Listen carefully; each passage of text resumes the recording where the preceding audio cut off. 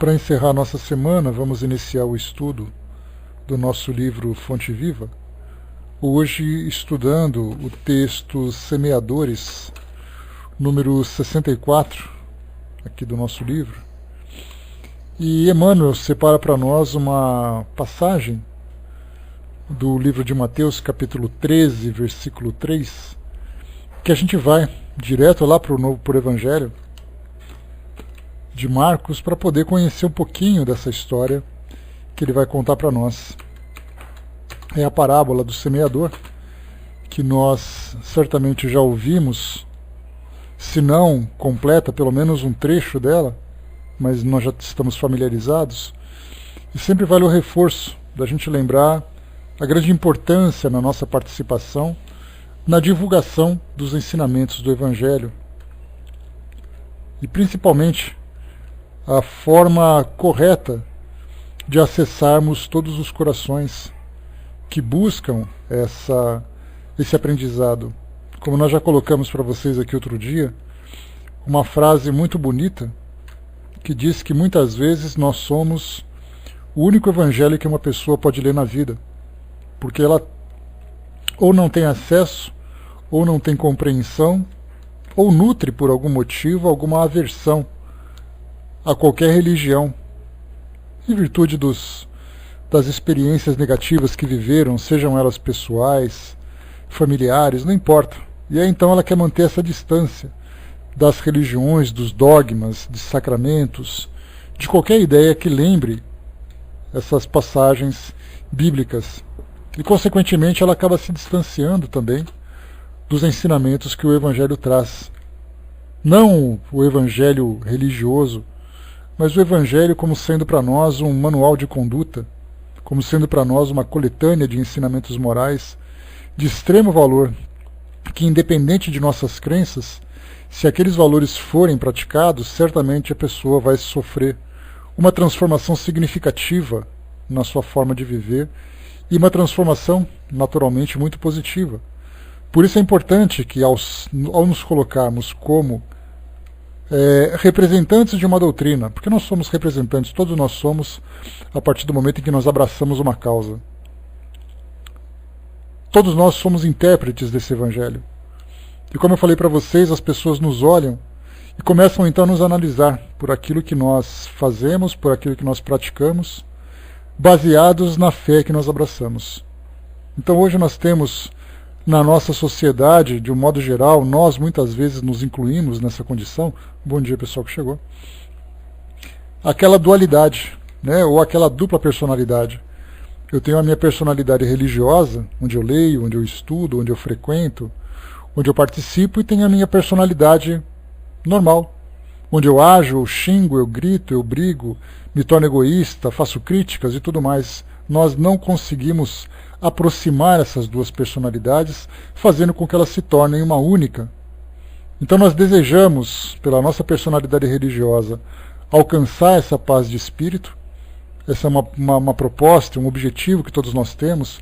Queremos alcançar o céu, queremos alcançar o paraíso, queremos alcançar o mundo espiritual mais elevado, não importa. Mas o importante é que nós queremos alcançar essa promessa que foi feita de uma suposta salvação. Então nós nos dedicamos a ela, né, a essa proposta, de um modo egoísta, porque eu quero fazer isso, eu vou fazer isso por mim. Mas no meu dia a dia, a minha personalidade normal, ela toma conta então das minhas ações.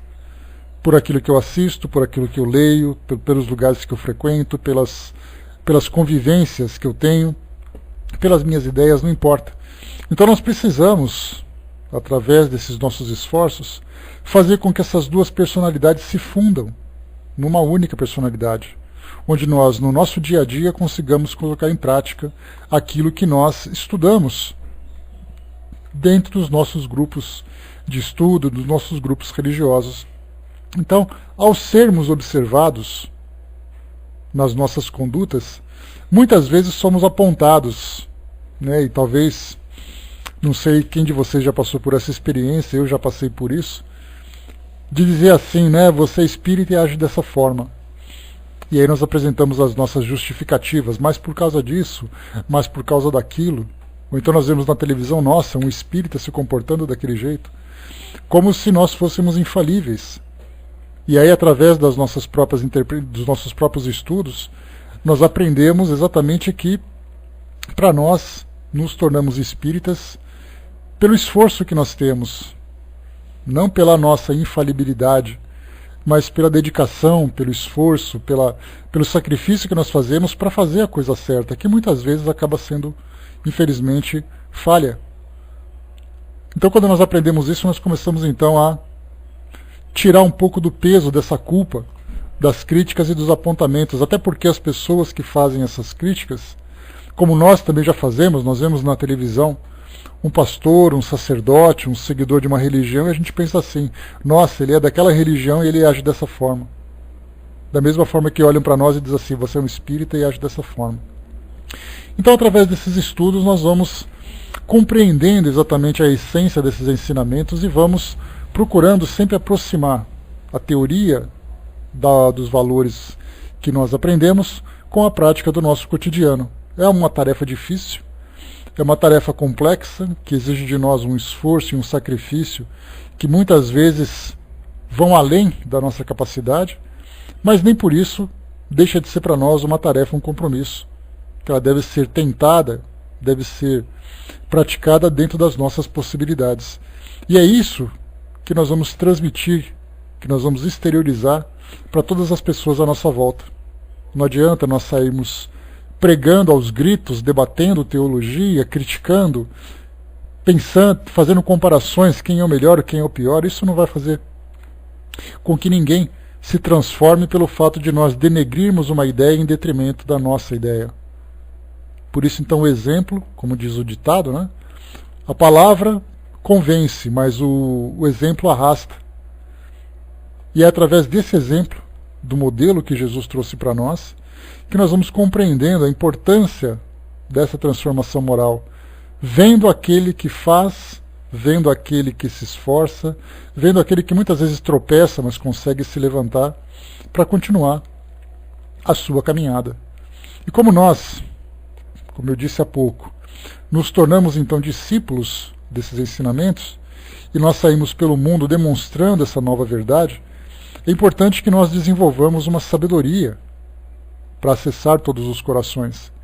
Essa sabedoria vem exatamente nisso, de que forma que nós vamos mostrar para as pessoas que aquilo que nós acreditamos é um caminho que para ela pode ser um caminho de transformação positiva, de fortalecimento, de encorajamento.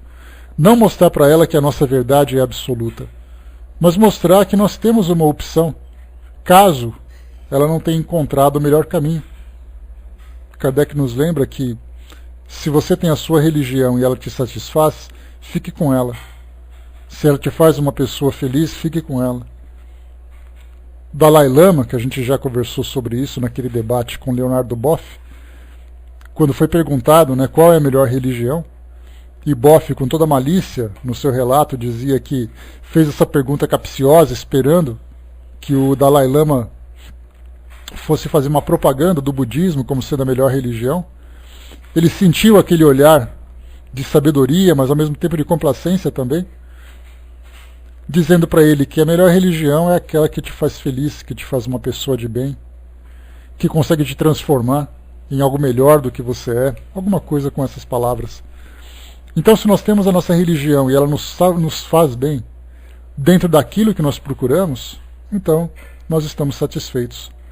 Mas se por acaso nos encontramos à procura de um caminho, à procura de um novo estímulo para conduzir as nossas vidas, nós podemos oferecer as nossas experiências.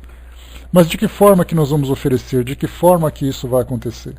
Certamente não será através da imposição, através do grito, através da destruição de uma outra ideia. Será exatamente mostrando os valores e as virtudes daquilo que nós acreditamos através das nossas próprias ações. Então é baseado nisso que essa parábola do bom semeador, que nós vamos aqui encontrar no Evangelho de Mateus, quando Jesus então conversa com as pessoas, falando exatamente sobre aquilo que nós lançamos no solo fértil de cada coração ou no solo de cada coração. E aquilo que nós lançamos é exatamente o exemplo, é a palavra, é a ideia, é o carinho, é o amor, tudo. Só que nem sempre essas sementes acabam germinando. Então vamos à parábola. Mateus capítulo 13, o primeiro versículo. Tendo Jesus saído de casa naquele dia, estava sentado junto ao mar, e juntou-se muita gente ao pé dele, de sorte que, entrando num barco, se assentou, e toda a multidão estava em pé na praia. E falou-lhe de muitas coisas por parábolas, dizendo: Eis que o semeador saiu a semear. E quando semeava, uma parte da semente caiu ao pé do caminho, e vieram as aves e comeram-na. E outra parte caiu em pedregais, onde não havia terra bastante, e logo nasceu, porque não tinha terra profunda. Mas vindo o sol, queimou-se e secou-se, porque não tinha raiz. E outra caiu entre espinhos, e os espinhos cresceram e sufocaram-na. E outra caiu em boa terra, e deu fruto, um a 100, outro a 60, outro a 30. Quem tem ouvidos para ouvir, ouça. E cercando-se dele os discípulos, disseram-lhe: Por que eles falas por parábolas? Ele respondendo disse: Porque a vós é dado conhecer os mistérios do reino dos céus, mas a eles não lhes é dado. Porque aquele que tem se dará, e terá em abundância, mas aquele que não tem, até aquilo que tem lhe será tirado. Por isso lhes falo por parábolas, porque eles vendo não veem, e ouvindo não ouvem nem compreendem. E neles se cumpre a profecia de Isaías, que diz: Ouvindo, ouvireis, mas não compreendereis, e vendo, vereis, mas não percebereis. Porque o coração desse povo está endurecido, e ouviram de mau grado com seus ouvidos, e fecharam seus olhos, para que não vejam com os olhos, e ouçam com os ouvidos, e compreendam com o coração, e se convertam, e eu os cure. Mas bem-aventurados os vossos olhos, porque veem, e os vossos ouvidos, porque ouvem. Porque na verdade vos digo que muitos profetas e justos desejaram ver o que vós vedes e não viram, e ouvir o que vós ouvis e não ouviram. Escutai vós, pois, a parábola do semeador. Ouvindo alguém a palavra do reino, e não a entendendo, vem o maligno e arrebata o que foi semeado do seu coração. Este é o que foi semeado ao pé do caminho. O que foi semeado em pedregais é o que ouve a palavra, e logo a recebe com alegria, mas não tem raiz em si mesmo, antes é de pouca duração.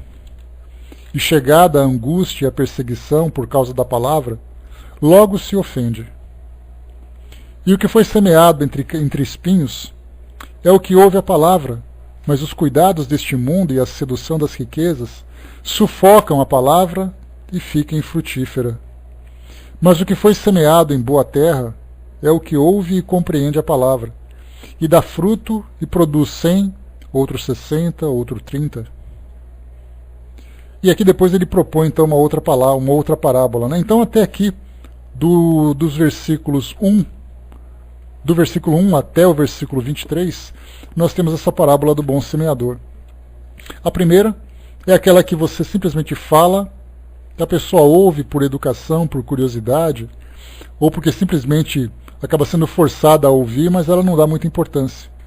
Ou muitas vezes, quando dá importância, ela acha romântica a ideia. E nós vemos muito isso dentro da doutrina, quando encontramos aquelas pessoas que se simpatizam, leem livros, participam de palestras, vão a eventos, ouvem, perguntam, mas no momento em que as coisas se complicam, passando por uma adversidade, por uma dificuldade, ela então acaba se remoendo no seu próprio sofrimento, porque aqueles ensinamentos não foram para ela consoladores. Quando nós falamos, por exemplo, dos pilares da doutrina espírita, quando nós falamos na existência de Deus, que é a causa primeira de todas as coisas, que sempre nos conduz por um processo de aprendizado para alcançarmos essa grande transformação, quando nós falamos sobre a continuidade da vida no mundo espiritual, reforçando o conceito da nossa imortalidade, e que hoje nós estamos aqui vivendo experiências que são consequências daquilo que nós vivemos no passado, e ao mesmo tempo nós estamos semeando aquilo que colheremos no futuro. Falamos da reencarnação, que é fundamental para entendermos exatamente tudo aquilo que envolve a nossa vida. Quando nós falamos de um sofrimento, e Kardec nos lembra, que eu reforço sempre aqui nos nossos estudos, lá no capítulo 5 do Evangelho segundo o Espiritismo, quando ele fala sobre as dificuldades que nós vivemos, né, as aflições do passado, as aflições do presente, dando para nós essa conscientização de que tudo tem uma causa e tudo tem um propósito, e que depende das nossas escolhas, das nossas ações, modificarmos aquilo que nós vamos acabar vivendo num futuro próximo, médio ou distante. Nós falamos sobre, nos pilares da doutrina, sobre a influência dos espíritos, a possibilidade de nos comunicarmos com eles. Enfim, temos todos esses ensinamentos que vão nos fortalecendo, nos encorajando. Lembrando sempre que todo sofrimento que nós vivemos hoje, ele tem um prazo de validade, desde que nós consigamos resolver. Falava também, Andréa, que legal. Então coincidiu e reforçou.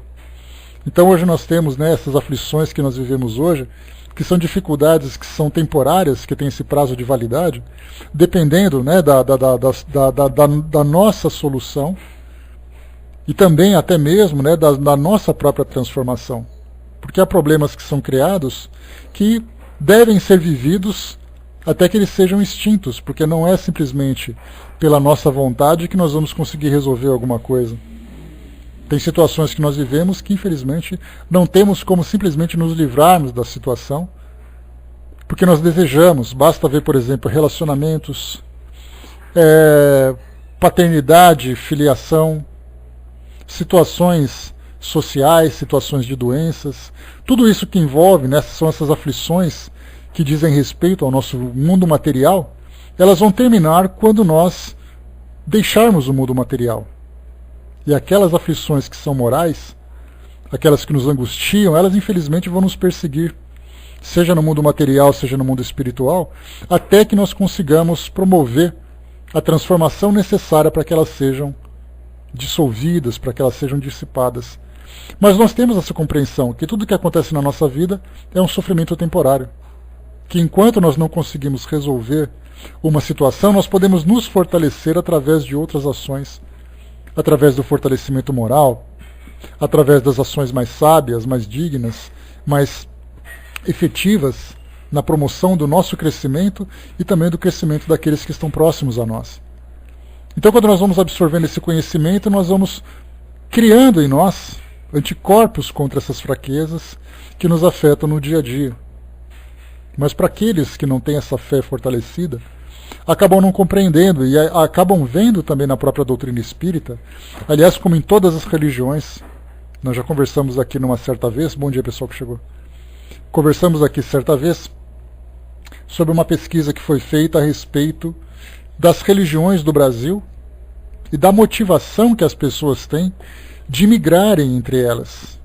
Então a pessoa começa na religião A, depois de um tempo ela passa para a religião B, depois ela passa para a religião C, e assim foi mostrando um círculo de todas as religiões e as pessoas migrando de uma religião para outra.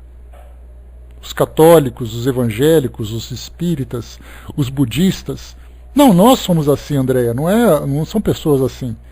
Eu vim da igreja católica, passei pela igreja metodista, vim para a doutrina espírita, estudei sobre o esoterismo, cada um buscando a resposta para as suas necessidades, para as suas dificuldades, e conforme nós não vamos encontrando a satisfação que nós desejamos, a gente vai em busca de opções. Porque mudar de religião, fazendo uma comparação muito pobre, mas muito verdadeira, é mais ou menos igual você entrar num restaurante. Você entra num restaurante e te oferece o cardápio. Você pode experimentar a comida que tem ali, se você não gostar, você vai almoçar em outro lugar e nunca mais volta. Se por acaso aquela comida foi satisfatória para você, você volta. Aí aquela plaquinha na saída, volte sempre, ela vai se tornar muito efetiva. Mas para muitos aquela comida não é suficiente. E quando se trata da fé é a mesma coisa. Nós buscamos respostas para as nossas dúvidas. E vamos então peregrinando de uma situação para outra. E mostrou nessas estatísticas, nessas pesquisas, um dado interessante, que os homens normalmente, quando migram de uma religião para outra, eles vão sempre procurando solucionar os problemas que os afligem. Porque nós temos uma cultura na nossa sociedade, que aliás é uma cultura milenar, né? Quando nós falamos em nossa sociedade, nós falamos em nossa sociedade mundial, que é uma sociedade patriarcal, em que o homem é o provedor da casa, a mulher e a família estão sob seus cuidados. Então os homens crescem com essa cultura. Então quando você passa por uma aflição e você procura buscar na religião uma solução para as suas dificuldades, então os homens normalmente vão em busca disso. Eu estou desempregado, estou passando por um problema, eu preciso melhorar, eu preciso me fortalecer porque tem pessoas que dependem de mim. Já no caso das pesquisas, as mulheres tinham uma situação diferente. A maioria das mulheres iam em busca de ajuda para os filhos, para os maridos, e colocavam a sua condição pessoal em terceiro plano. Então por que você está aqui? Ah, porque meu marido está desempregado, ele está muito nervoso, porque meu filho está mal na escola, meu filho está rebelde, porque meu filho está usando drogas. E com relação a você? Ah, eu estou bem também, mas se eu puder ter ajuda, também tenho. Então foi curiosa essa migração. Então as pessoas iam assim, ficavam um certo tempo numa religião, a resposta do céu, que era esperada, não vinha, e aí então ela passava para outra religião. Ah, porque lá eu ficava só rezando, eu ficava tomando passe, o problema não resolvia, então alguém me indicou um lugar novo e eu fui procurar. Então as pessoas buscam essas informações. E quando nós falamos sobre religiões, nós não falamos necessariamente de evangelho. Evangelho nós falamos de valores, nós falamos de espiritualização. Só que hoje existe uma confusão muito grande na nossa sociedade, quando as pessoas dizem assim, eu quero ir para o céu, então eu vou para aquela igreja. Ou eu vou para aquele centro, ou eu vou para aquele terreiro, vou para aquele templo, não importa onde ela vai, mas ela sempre imagina que é lá dentro que ela vai encontrar o céu. Se nós chegarmos numa palestra espírita e perguntarmos assim, quem aqui veio para tentar melhorar um problema que tem em casa? A esmagadora maioria vai levantar a mão. Ninguém vai dizer assim, eu vim aqui porque eu gosto. A grande maioria sempre vai, quer dizer, não ninguém, né, mas a minoria vai dizer isso, mas a grande maioria sempre vai em busca da solução de um problema. A Regina colocou nesse mecanismo, também responde aos centros fortes e fracos, a mesma coisa. Você pode não mudar de religião, mas você vai mudando de instituição, mudando de espírito, mudando de médium, ou mudando de sacerdote, mudando de pastor, não importa. Sempre mudando de instituição porque você gosta da religião, mas ali você não está encontrando o que você busca. Então você muda de praça, vamos dizer assim, para ver se você encontra uma solução melhor. Se por acaso aparecer uma outra opção, se aparecer uma opção e ali te prometerem uma solução, certamente a pessoa vai em busca.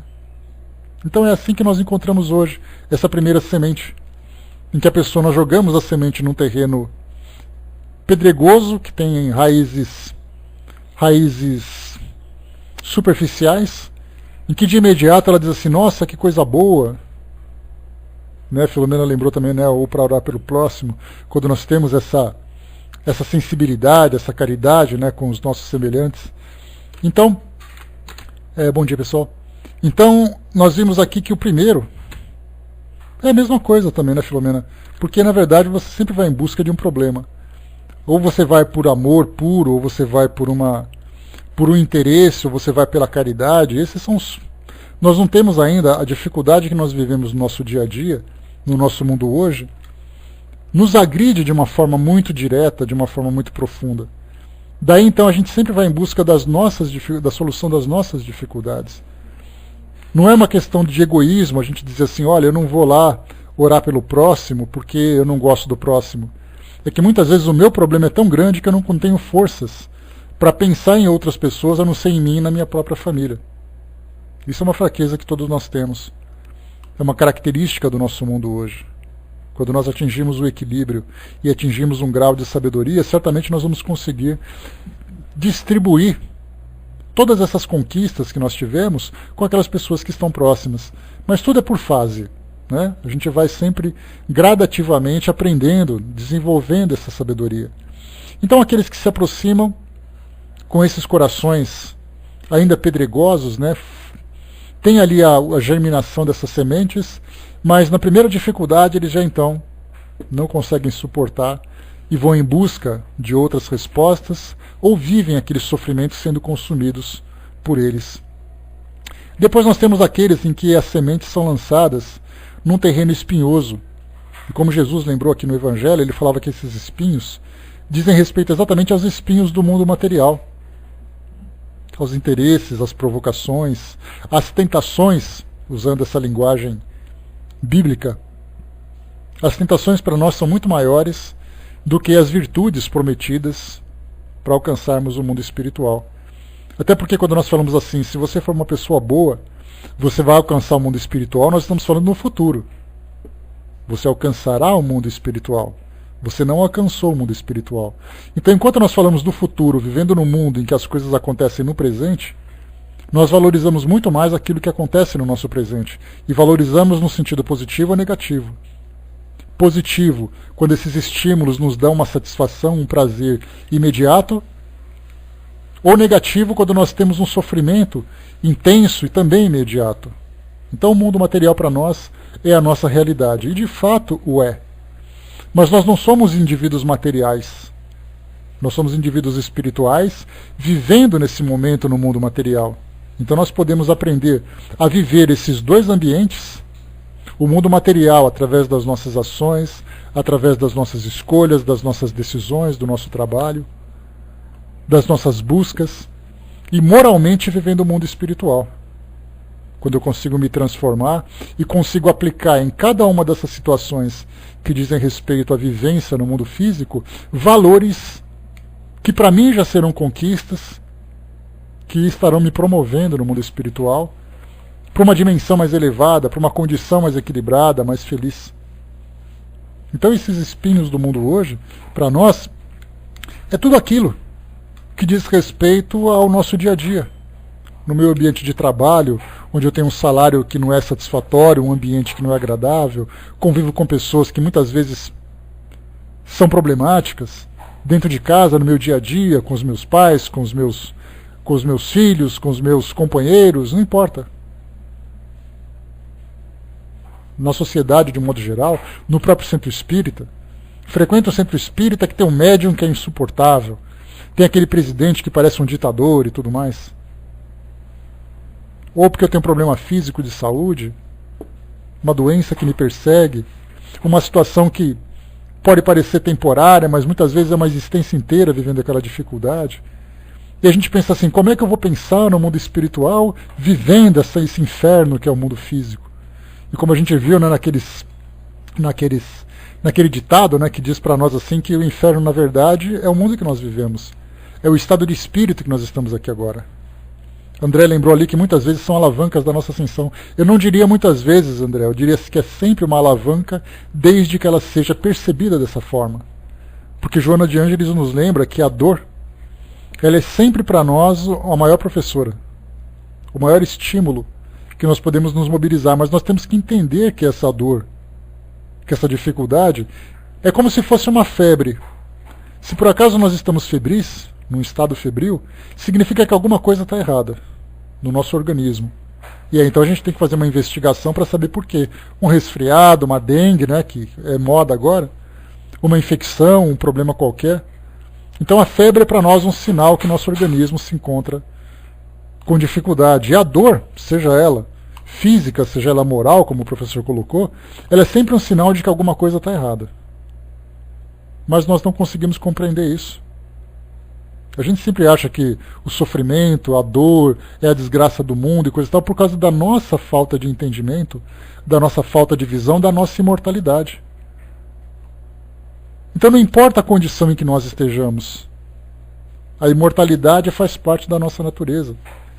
Então é como se fosse um longo caminho que nós temos que percorrer. Algumas vezes nós vamos caminhar no sol quente, algumas vezes num solo pedregoso, algumas vezes sendo arranhado pela vegetação, outras vezes aquele terreno limpo, agradável, na sombra, com água fresca. E aí então nós vamos percorrendo esse caminho até que nós encontremos todas as saídas para essas dificuldades que nós vivemos hoje. Então a dor, sem dúvida nenhuma, é uma alavanca de ascensão, se nós soubermos, porque tem pessoas que muitas vezes, caminhando num terreno pedregoso, vocês perceberam que a gente faz essas comparações mais ou menos como Jesus fazia com as parábolas, né? Porque se ele fala assim, você tem que aprender com a dor para você se elevar espiritualmente. Aí nós utilizamos a comparação. Você caminha num terreno pedregoso, machucando os pés, se arranhando. Algumas vezes você desiste, senta ali e chora. Então a gente usa essas comparações porque é mais fácil da gente compreender. Mas no momento em que a gente para e senta para chorar, a vida não tem pressa. Exatamente porque nós somos imortais. Então quando nós falamos sobre essas sementes que são lançadas nesse terreno em que nós temos vegetação espinhosa, é porque para nós o mundo físico, os estímulos do mundo físico são muito mais intensos do que os valores que nós precisamos cultivar. O Hermes colocou, e ainda dizemos que a dor é pior que a do outro. É inevitável, né? A gente faz as comparações. Como diz o Raul Teixeira, quando nós conversamos com as pessoas e começamos a conversar sobre o nosso sofrimento, nós então desfiamos ali os nossos rosários de desgraças, né? Porque é inevitável, a gente sempre tem essa ideia da lamentação. Se tivesse medidor de dor, né, Miriam? Porque na verdade a intensidade da dor depende da força ou da fraqueza. Nós falamos certa vez sobre o evolucionismo, a teoria apresentada por Charles Darwin, e nessa teoria ele dizia sempre assim, que o animal mais forte não é aquele que tem maior porte físico, maior tamanho, é aquele que tem maior capacidade de adaptação. Quando eu falo para meus alunos nas aulas de biologia que a gente faz, eu sempre pergunto assim, quem é mais forte? O elefante ou o pinguim? De imediato a resposta é o elefante. Aí eu falo assim, então pega o elefante e coloca no Polo Sul, para ver quanto tempo ele consegue sobreviver naquele lugar. Ah, mas aí ele vai morrer de frio, exato. E o pinguim não. Então, na verdade, não é o porte físico, não é a condição social, não é a aparência, não é a condição intelectual. Mas são os valores que o indivíduo tem e a capacidade de adaptação. Então, a dor para nós, ela pode ser uma dor absurda, mas se eu tenho fortalecimento, se eu sou fortalecido, se eu tenho esses valores e tenho essa compreensão, essa dor se torna atenuada. Diminui a sua intensidade, enquanto que outros que são mais fracos, como sempre fala, né, as mulheres sempre lembram, né? Homem fica reclamando com a unha encravada porque não tiveram um filho. E aí então nós fazemos a contrapartida, né, que nós criticamos também. As mulheres reclamam demais, reclamam disso, aquela coisa toda. Então, na verdade, qual é a maior dor? Ela sempre vai ser maior para aquele que é o mais fraco, para aquele que não conseguiu ainda compreender a sua imortalidade, o sentido da sua vida. Então não existe dor maior, dor menor. Existe capacidade de lidar com ela maior ou capacidade menor. Nando colocou, né, Chico dizia que só evoluímos pela desidratação. Ou pela dor, choro ou pelo suor. Pois é, sempre tem que sair um pouco de água para a gente poder lembrar, né? Por isso então, o Hermes lembrou também do hábito da resignação, que faz parte da conquista desses valores, né? A resignação, a compreensão, a fé, o conhecimento, a caridade, o perdão, o auto-perdão, são todos valores que a gente vai aprendendo. E no terceiro campo, mencionado por Jesus, ele falava sobre o terreno fértil, que de uma semente vai sair 100, vai sair 60, vai sair 30. O que ele quis dizer com isso? Que muitas vezes um campo é realmente fértil, mas nem todo campo consegue produzir a mesma quantidade de grãos. Aquela verdade pode ser para mim uma verdade satisfatória, uma verdade que preenche as minhas necessidades, mas de acordo com a minha força, de acordo com a minha capacidade de entendimento, com a minha sabedoria, ela não vai conseguir render os frutos prometidos, ou os frutos possíveis. Então a doutrina para muitos é realmente aquela doutrina salvadora, fortalecedora, que me dá instrumentos morais para que eu possa enfrentar todas as adversidades da vida. Eu vou chorar, eu vou sorrir, eu vou trabalhar, não importa. Mas eu vou conseguir vencer o mundo como Jesus disse que nós venceríamos. Enquanto que outros não são tão fortes assim. Mas nem por isso deixam de ser grandes trabalhadores. Trabalham, conseguem, mas muitas vezes tem ali aquela fraqueza, aquele tendão de Aquiles, que não está tão protegido assim. Então eu sou um trabalhador que enfrenta o mundo, eu enfrento a pobreza, mas dentro de casa eu tenho um problema que eu não consigo resolver, e aquilo para mim é o maior sofrimento. Tem uma doença, tem uma situação. Outros são um pouco mais fracos, mas todos assimilaram e abraçaram a filosofia trazida por Jesus, abraçaram o seu evangelho. Então nós encontramos campos de toda ordem. E é sobre isso que Emmanuel traz para nós as suas considerações. Vamos ler aqui agora, senão a gente vai fazer o estudo todo sem sequer ler o nosso texto. E ele fala isso para nós. Principalmente, lembrando desses campos, que são todos os corações, incluindo os nossos corações, mas o reforço desse ensinamento vem exatamente nisso.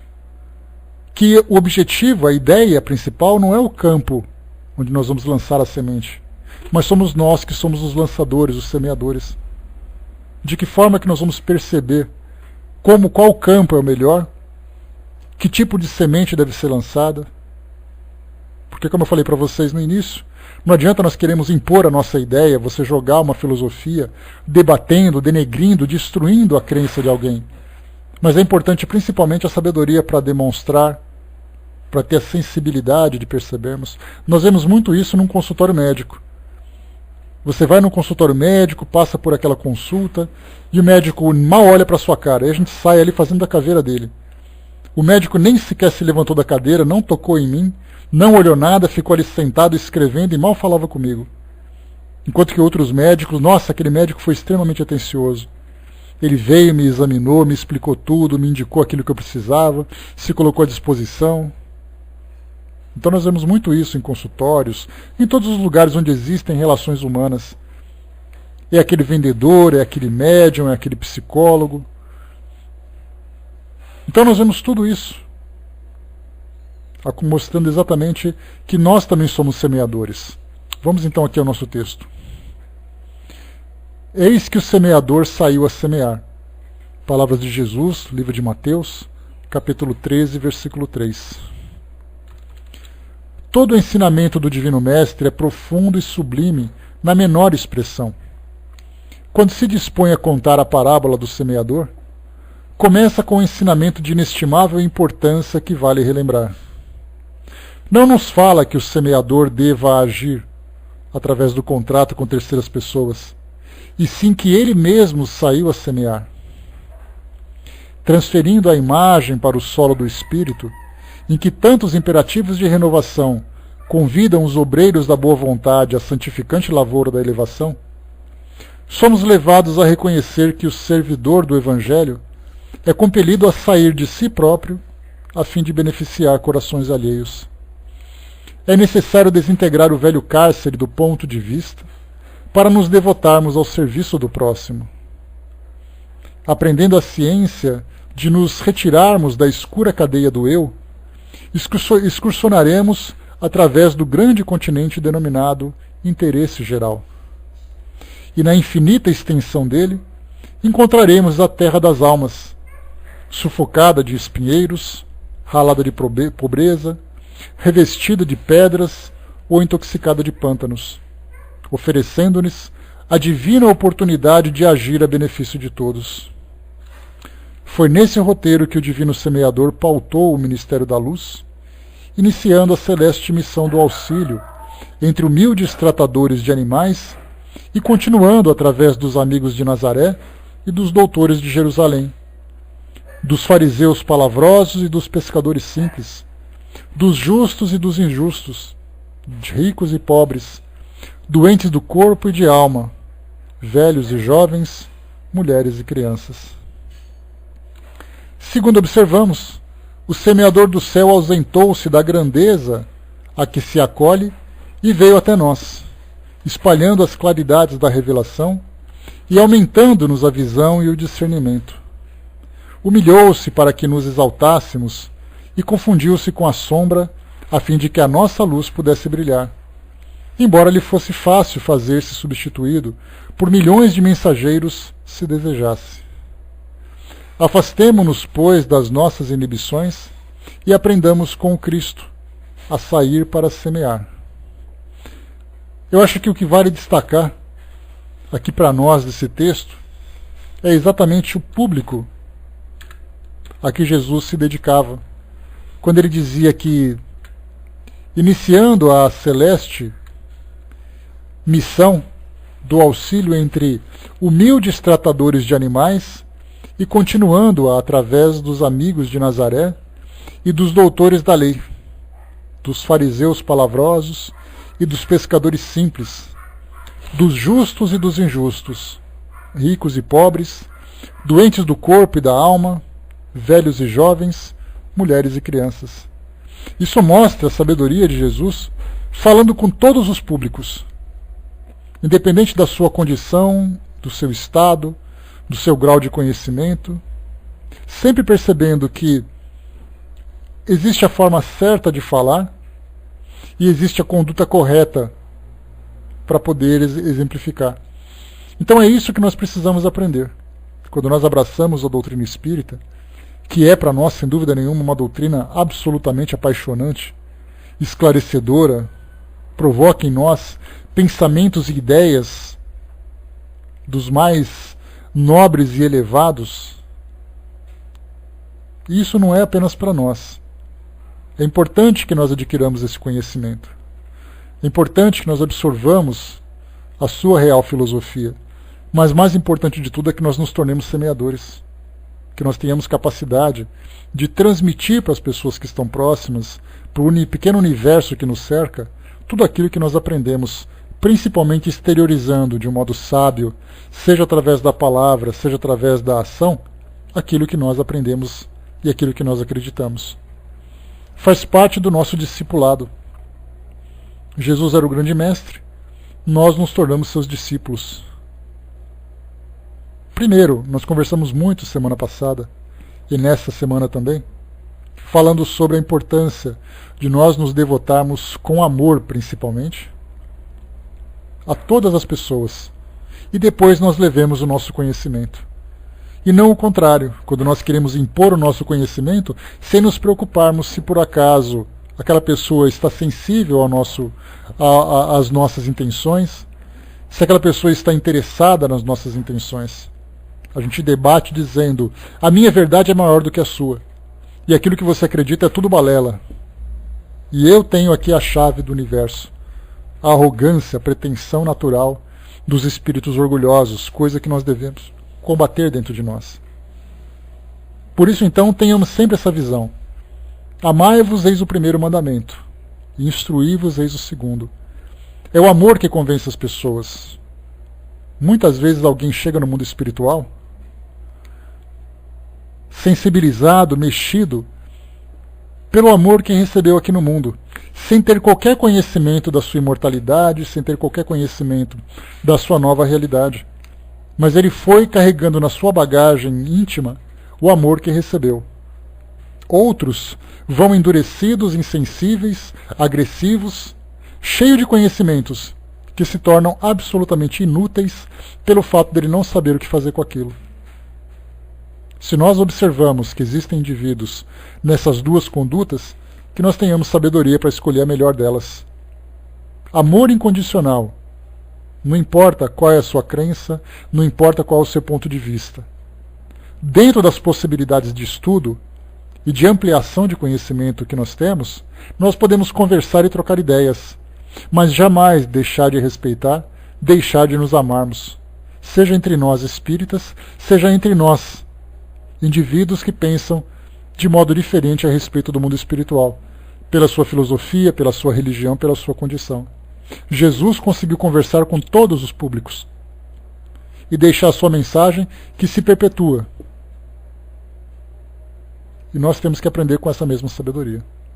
Então, meus amigos, fechando por aqui o nosso estudo de hoje, semeadores é o tema da nossa mensagem. Semeadores, nós, que somos esses trabalhadores, que nos orgulhamos de dizer trabalhadores da última hora, aqueles que chegam realmente para trabalhar com boa vontade, embora tenhamos chegado no final do expediente, que nós façamos essa semeadura da forma mais amorosa possível. Joguemos a semente e adubemos com o amor que nós temos. Do contrário, a gente vai secar essa semente e ela não vai produzir absolutamente nada. Fechando por aqui o nosso estudo, então, vou passar para o professor, que vai fazer um encerramento para nós. Depois vocês se lembrem de fazer a lição de casa, dando uma releitura nessa mensagem número 64, Semeadores, para fazer uma revisão, uma leitura daquilo que nós